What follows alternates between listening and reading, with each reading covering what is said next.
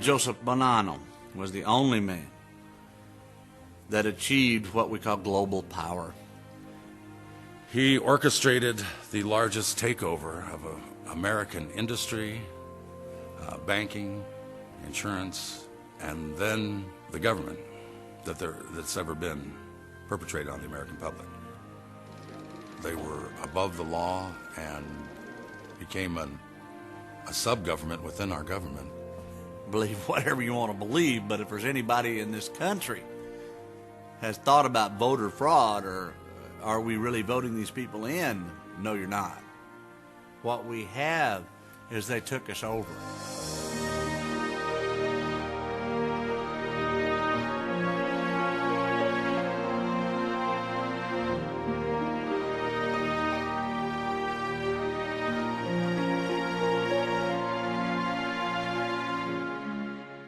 Joseph Bonanno was born in Castel di Grillo, Sicily on May 18, 1905.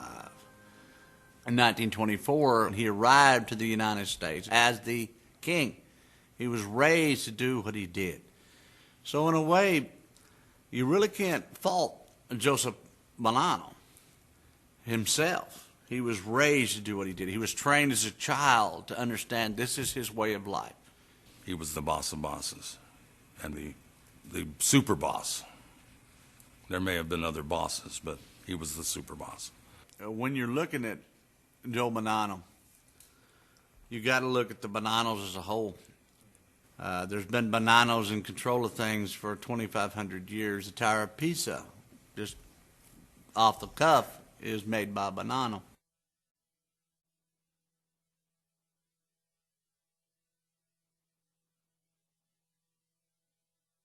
The Castellammarese Wars.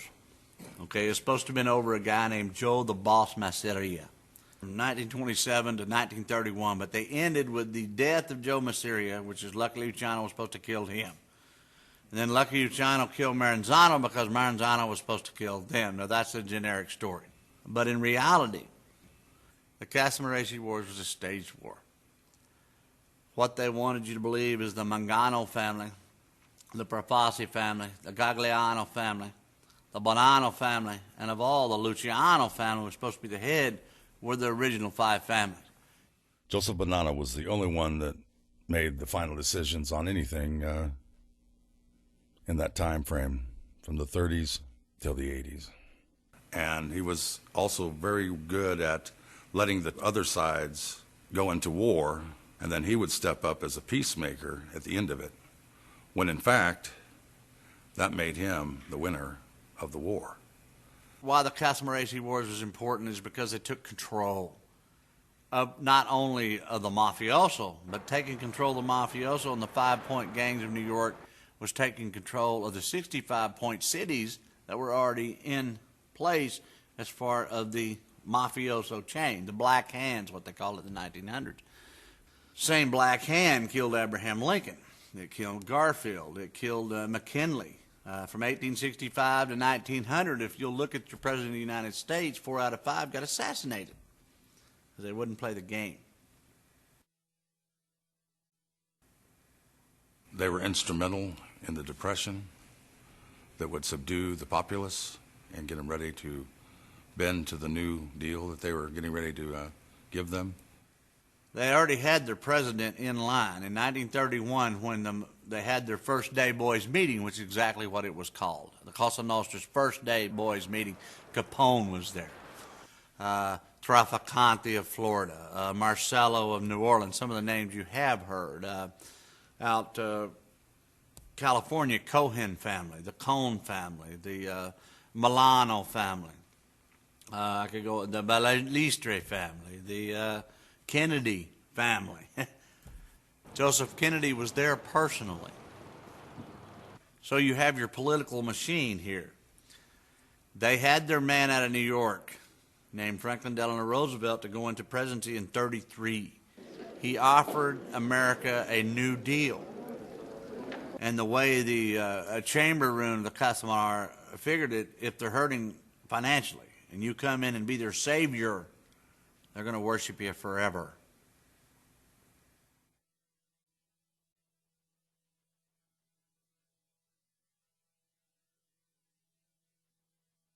the main 3 points of FDR's presidency was Bank of America. Control the money, you're in control. Transamerica Insurance, control the insurance of the money, you're in more control. FDR himself and his government, the New Deal, was placed there by the Casa Medici Council. This commissioned first-day boys called Cosa Nostra. So my point is our federal government, which we're putting our God faith in, is mafia, gangsters, criminals.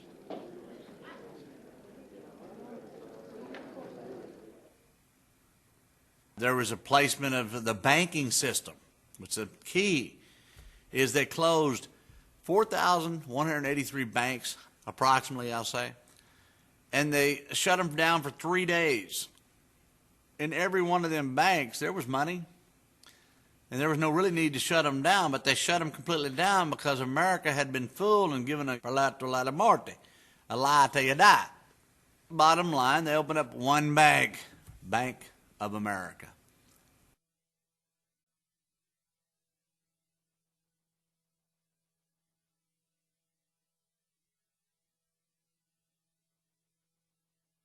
He had his fingers on the pulse of all the drug trade coming in the United States.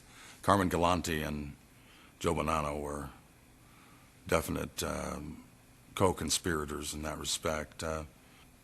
We estimate it was in the billions per year at one point.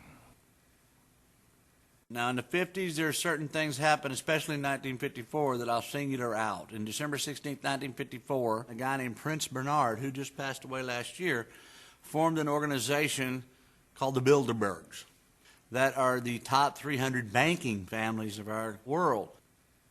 This Bilderberg agency is still in formation. They work through the International Monetary Fund, which also has another division called World Bank. The main bank of it all is the Bank of America. The Vatican. Transamerica Company was financed by the Vatican Bank. A.P. Gianni was financed by Cardinal Marmoni, who headed the Vatican Bank at the time, and completely financed this Transamerica Insurance, which was Bank of America, which was Trans World Airline, Transamerica Cable, the whole 9 yards. What I'm telling you about the Vatican Bank and the Puglia and the Bank of America and the systems of the International Monetary Fund and the World Bank all being under one organization that meet under this organization called the Bilderbergs.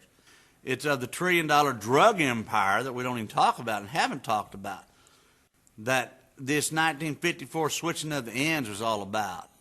And let's go back to that. He switched his name from Joe Bonanno, B-O-N-A-N-N-O, to an American citizenship that read Joe Bonanno, B-O-N-N-A-N-O.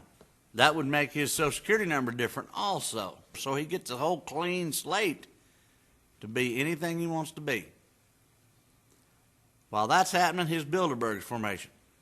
He goes over to Sicily in 1956, 10 days before Albert Anastasia's gunned down, from this meeting at the Grand Palm Hay Hotel. It was about taking over 90% of the drug trade.